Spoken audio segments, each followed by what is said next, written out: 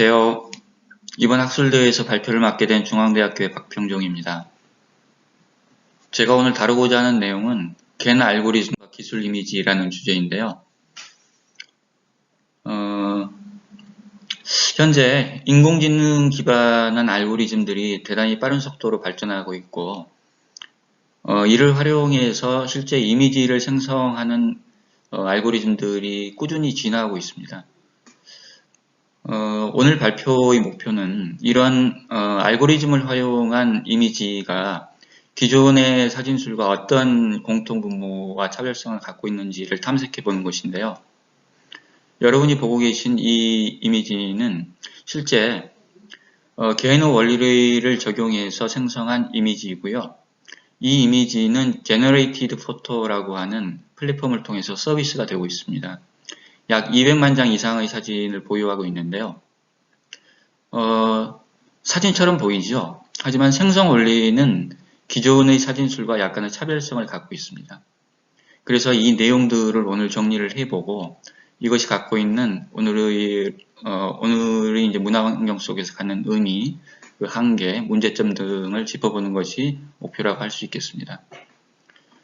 겐 알고리즘은 원래 2014년에 이안 굿펠로우가 발표했던 논문에서 이제 처음 제시됐는데, 이 방법들이 갖고 있는 이제 약간의 문제점, 한계들이 있어서 이것들을 개량한 모델들이 대단히 많이 나와 있습니다. 오늘 소개해드릴 이제 개는 그 중에 일부가 되겠습니다. 발제문을 이제 갖고 계실 텐데. 발제문의 주요 내용들을 요약 정리하는 방식으로 발표를 진행하도록 하겠습니다.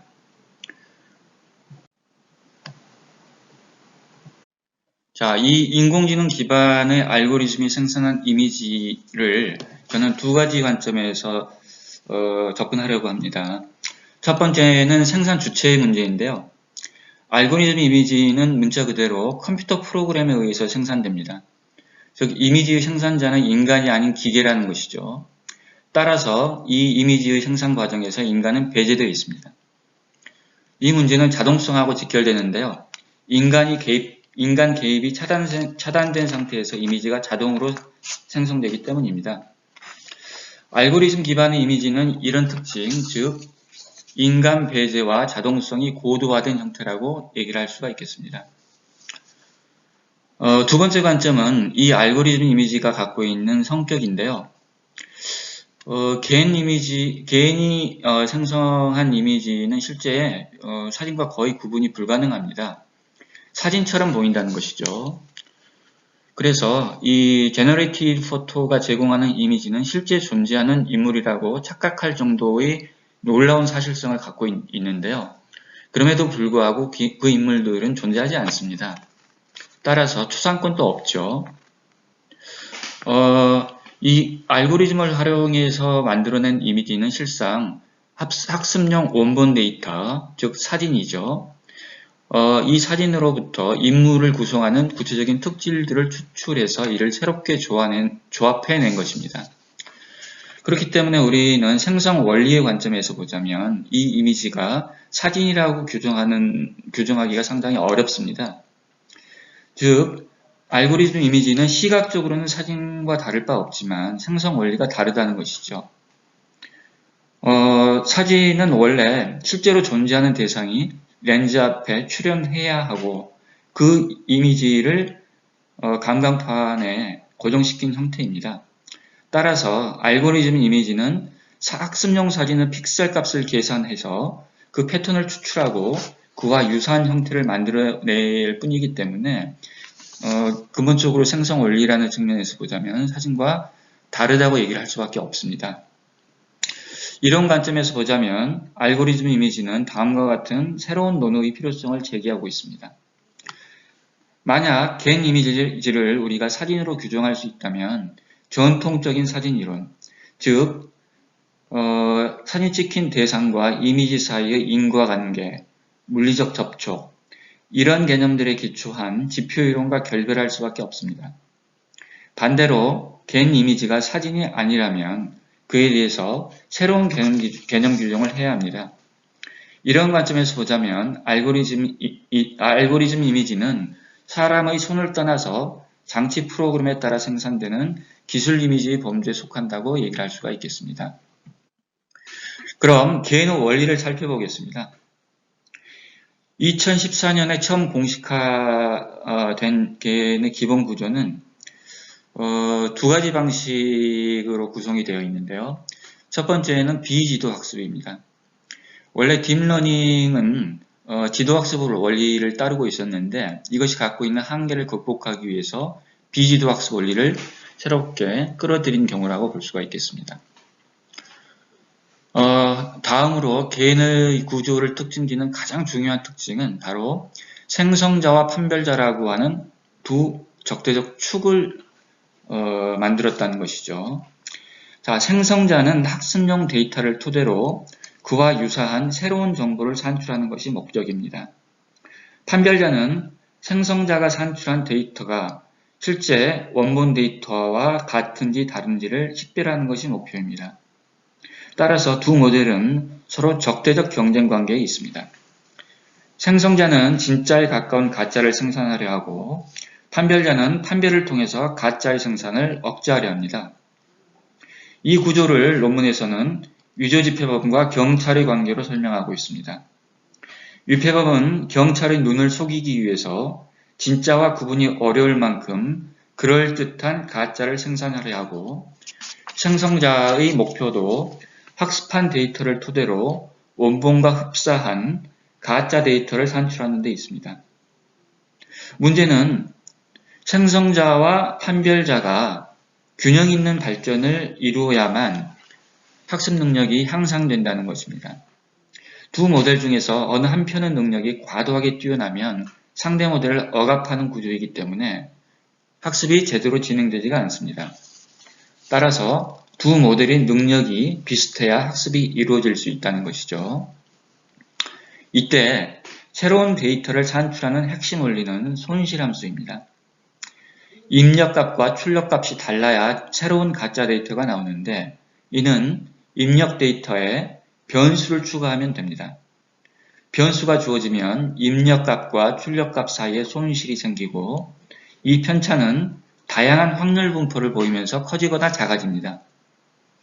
개인의 목표는 원본과 흡사한 가짜 데이터를 산출하는 데 있기 때문에 가장 가까운 근사치를 만들어내는 것입니다.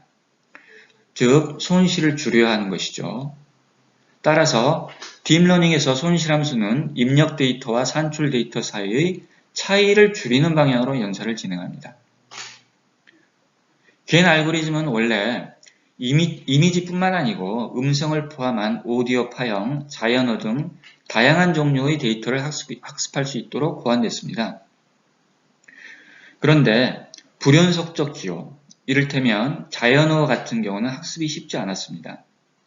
반대로 이미지와 같은 연속적 기호로 구성된 데이터는 상대적으로 학습 효과가 뛰어났습니다. 하지만 실제로는 이 구조가 매우 불안정해서 실제로 산출된 이미지 데이터는 터무니없이 변형되는 경우가 많았습니다. 이런 문제를 해결하기 위해서 새롭게 개발된 알고리즘이 DCGAN입니다. DCGAN은 합성곱신경망, CNN이라고 불리는 이미지 식별 알고리즘인데요. 이 알고리즘을 활용해서 이미지의 식별력을 높인 알고리즘입니다. 비겐 역시 생성자와 판별자가 균형 있게 발전할 수 있도록 새로운 알고리즘들을 추가한 모델입니다. CNN 알고리즘은 이미지의 식별을 위해서 은닉층이라고 불리는 매우 풍부한 레이어를 심어 놓은 알고리즘입니다. 원리는 지도학습이죠. 예를 들어 수많은 고양이 사진들을 보여주고 이것이 고양이야 라고 가르쳐주면 그와 유사한 패턴을 보이는 이미지를 고양이로 식별할 수 있도록 딥러닝을 시켜주는 구조입니다. 이때 이미지에서 보시듯이 다양한 레이어를 추가시켜주면 이미지의 식별력이 높아지는 그런 구조가 되겠습니다. DC겐이 나온 이후로 그 이후에 개발된 다른 알고리즘 역시 DC겐의 기본 구조인 합성 곱층 이 레이어를 사용하고 있기 때문에 앞으로 말씀드릴 다른 겐의 유형들은 모두 DC겐의 구조를 취하고 있다고 말씀드릴 수 있겠습니다. 자, 해상도를 향상시켜 주는데 대단히 탁월한 효과를 발휘했던 그런 알고리즘이 바로 SR겐과 PG겐 혹은 프로겐이라고 불리는 알고리즘입니다. 해상도가 낮을 경우 확대했을 때 픽셀의 형태가 깨져서 사실적인 이미지를 생성할 수 없기 때문에 해상도를 향상시키는 것은 대단히 중요한 과업이었습니다. 자, SR겐이 활용한 방법은 간단합니다. 먼저 고해상도 사진에 노이즈를 주입해서 학습용 저해상도 사진으로 변환하고 다시 이 사진을 알고리즘의 궁극적 목표인 초해상도 사진으로 바꾸도록 훈련시키는 것입니다. 이때 판별자는 픽셀들이 갖고 있는 세부의 디테일의 손실까지도 비교해서 복원을 진행하는 구조입니다. PG겐 역시 근본 목표는 같고요. 적용한 방법은 생성자와 판별자가 점진적으로 학습을 진행하도록 끌어들인 구조입니다. 학습은 4 곱하기 4 픽셀의 저해상도 이미지에서 시작해서 이 단계가 완료되면 좀 더 어려운 단계, 즉 8 곱하기 8 픽셀의 레이어를 새롭게 추가해서 계속해서 새로운 고해상도 레이어의 사진을 추가하여 1024 곱하기 1024 픽셀 이미지를 산출할 수 있을 때까지 학습을 진행시키는 구조입니다. 저해상도 사진을 학습했을 때는 이처럼 픽셀의 형태가 깨져서 대단히 변형이 심각한 이미지가 나오고 이것을 초고해상도로 학습시켰을 때는 이처럼 실제와 거의 근사치에 가까운 그런 이미지를 산출할 수 있도록 되어 있습니다. 자, 다음 이미지를 치환시키는 겐 알고리즘입니다. C겐과 사이클겐을 대표적으로 꼽을 수 있겠는데요. 자, 먼저 C겐은 흑백 사진을 칼라 사진으로 바꾸거나 윤곽선으로 구성된 엣지맵 이미지를 사진, 즉 비트맵 이미지로 바꾸는 과업을 수행한 그런 알고리즘입니다. 이 알고리즘의 개발자들은 이런 과업이 영어를 프랑스어로 번역하는 것과 유사하다고 생각해서 이를 이미지 투 이미지 트랜스레이션이라고 명명했습니다.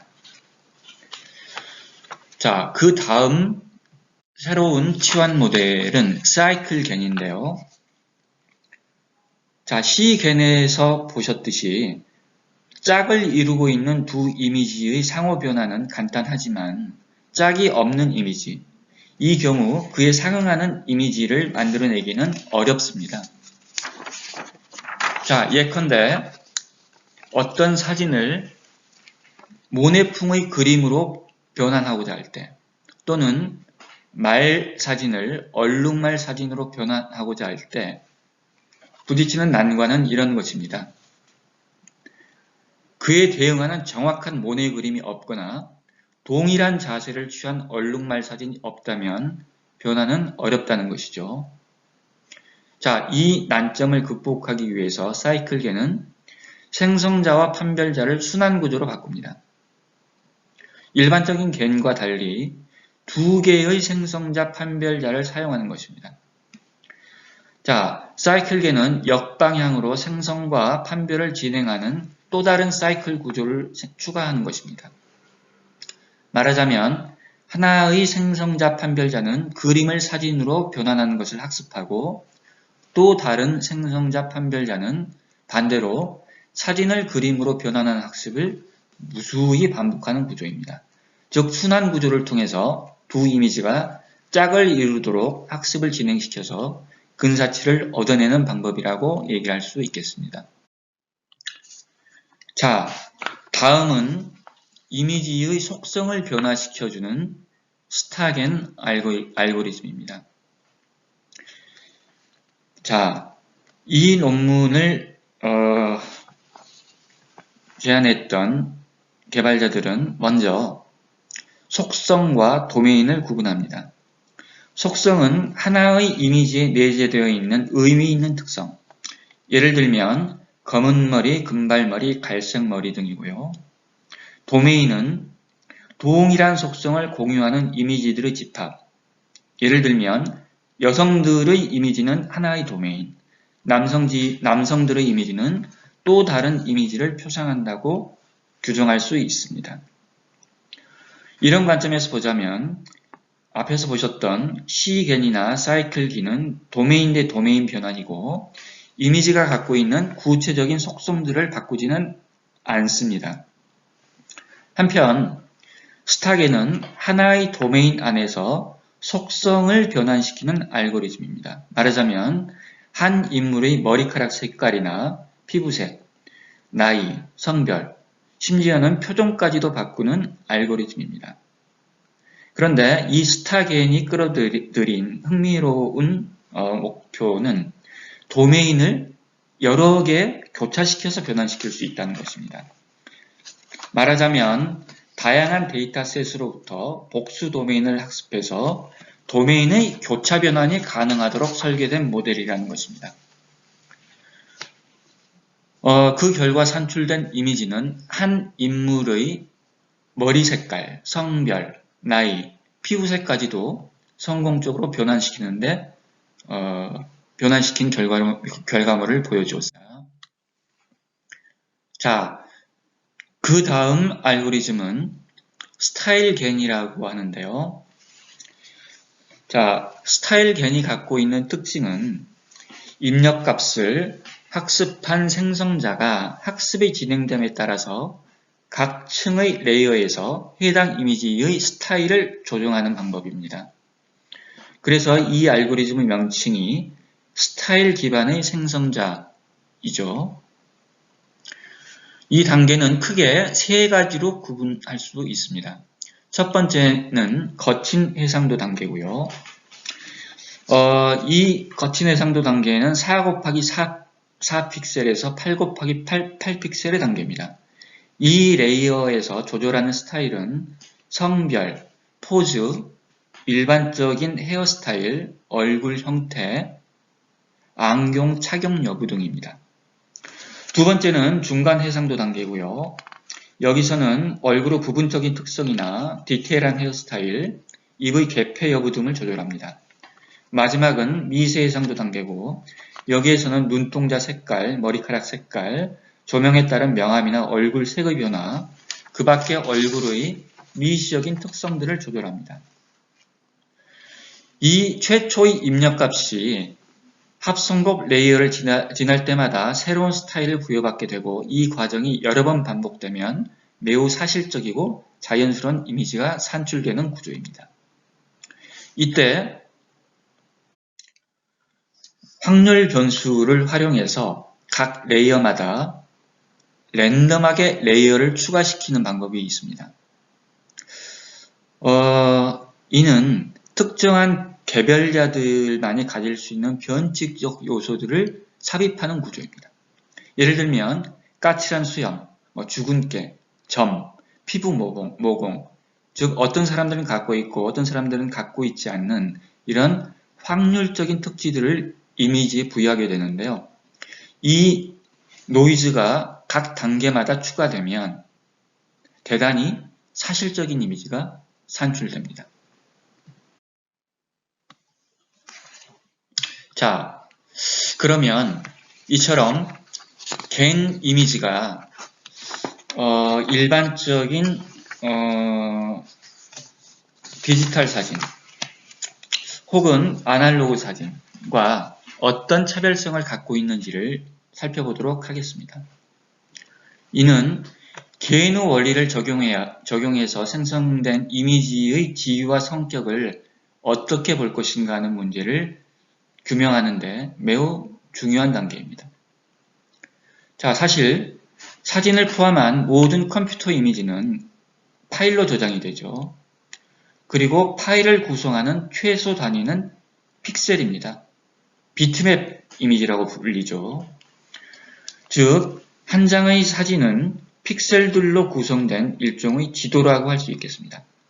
개인의 학습에 사용됐던 사진들 역시 비트맵의 확장 파일인 JPG나 ZIP 혹은 PNG 파일입니다. 즉, 다 픽셀로 이루어져 있다는 것이죠. 자, 픽셀은 본래 아무런 정보를 갖고 있지 않은 그저 텅 빈 방 같은 것입니다. 격자죠. 모는 종이의 수많은 빈칸들인 것입니다. 이 격자는 홀로 존재할 수 없습니다. 그런데 픽셀은 촬영 시 디지털 카메라의 광 센서가 받아들인 빛을 숫자 정보로 저장하게 되고 서브 픽셀이라고 불리는 RGB 값, 즉 색상 값을 갖게 되면서 이미지 정보를 부여하게 됩니다. 흑백을 포함한 모든 색상 정보는 이 숫자로 환산된 색상의 조합을 통해서 결정되고 이렇게 의미 있는 격자로 변환된 픽셀들이 모여서 형성된 지도가 이미지 파일입니다. 자, 이 지도를 구성하는 각각의 픽셀들은 자신의 고유한 좌표 값을 갖고 있죠.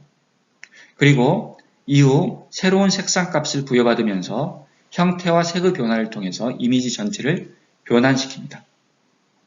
자, 포토샵으로 사진의 형태를 변환시키는 경우, 즉 수정하는 경우를 볼까요? 예컨대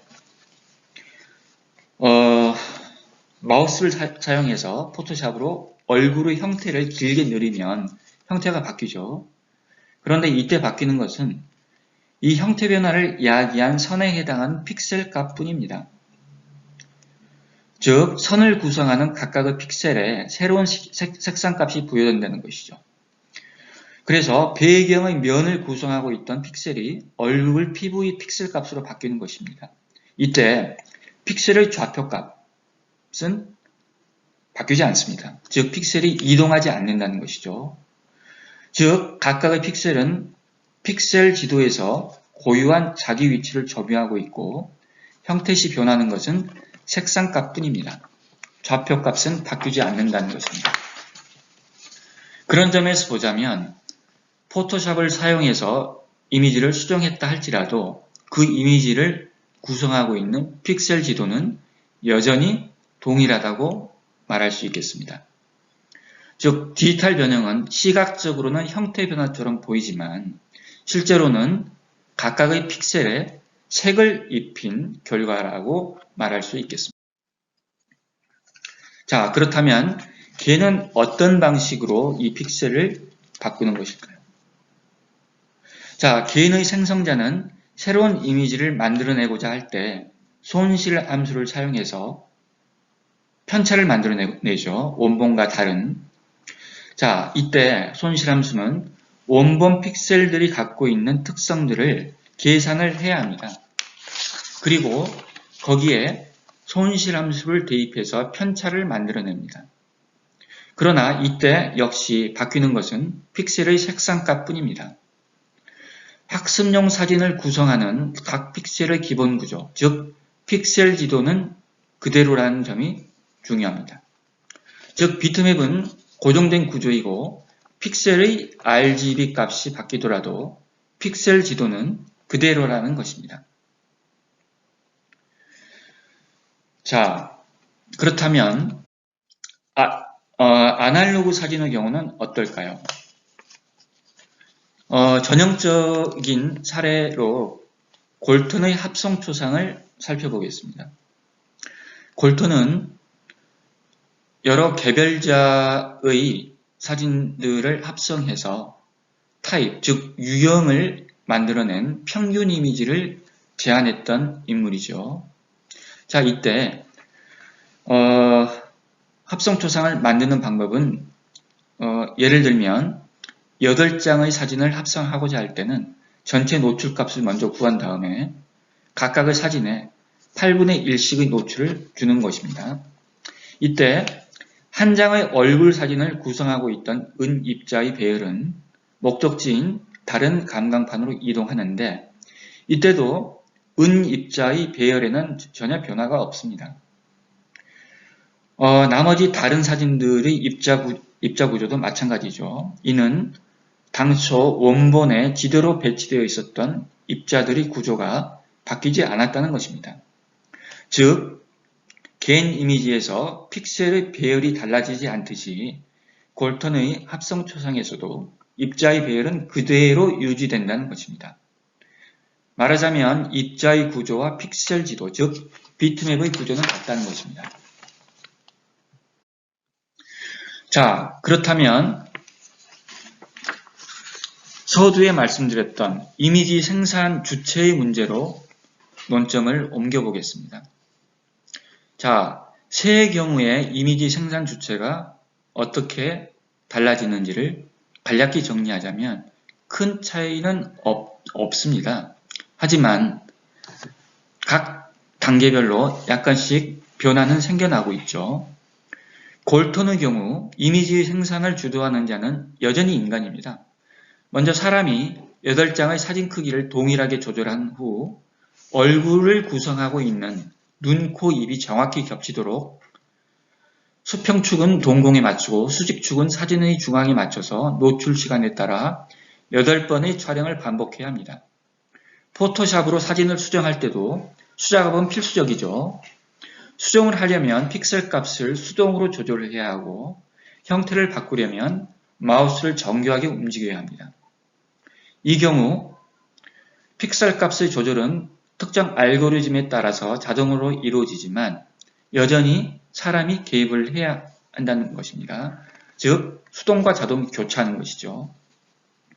한편 겐 알고리즘의 경우에 자동성은 한층 강화됩니다. 실제 이 사진들의 생산에 인간이 기여한 바는 거의 없습니다. 물론 알고리즘을 기획한 프로그래머가 있죠. 그러나 그는 이미지 생산에 직접 관여한 바가 없고 그는 어떤 이미지가 최종적으로 산출될지 전혀 예측할 수 없습니다. 결국 겐 이미지의 생성 과정은 확률 게임에 불과하다는 것입니다. 자, 그리고 겐의 생성자는 블랙박스입니다. 우리는 그 안에서 어떤 일이 벌어지는지를 결코 알 수 없습니다. 자, 프로그램은 기술 이미지를 규정하는 본질적 요소입니다. 기술 이미지 본질은 프로그램의 자동성이 있다는 것이죠. 그런 점에서 겐은 진화한 형태의 기술 이미지라고 말할 수 있겠습니다. 그런데 자동성이 고도화되면서 인간은 자신이 향유하고 소비할 이미지의 생산 과정에서 추방당했고 생성자의 불투명성 또한 함께 강화됐습니다. 물론 인간은 예컨대 제너레이티드 포토의 경우 수요자가 성별과 연령, 머리카락 색 등을 결정할 수 있기 때문에 여전히 인간이 개입한다고 말할 수 있겠죠. 하지만 이 파라미터는 종속 변수일 뿐입니다. 즉, 겐 알고리즘이 어떤 사진들을 제한할지 그 범위를 좁혀주는 역할에 불과하다는 것이죠. 자, 따라서 우리는 이제 블랙박스로부터 쏟아져 나오는 이미지를 단순히 소비하는 역할로 전락하고 말았습니다. 여기에서 기술 이미지가 발전하면서 여러 가지 문제점을 양산하고 있는데요. 첫 번째, 우리는 이제 이미지의 생산을 결코 통제하지 못하는 지경에까지 이르렀고 이 겐이 생산해내는 거의 무한히 진짜에 가까운 가짜, 즉 딥페이크의 위험성에 노출되어 있는 상태입니다.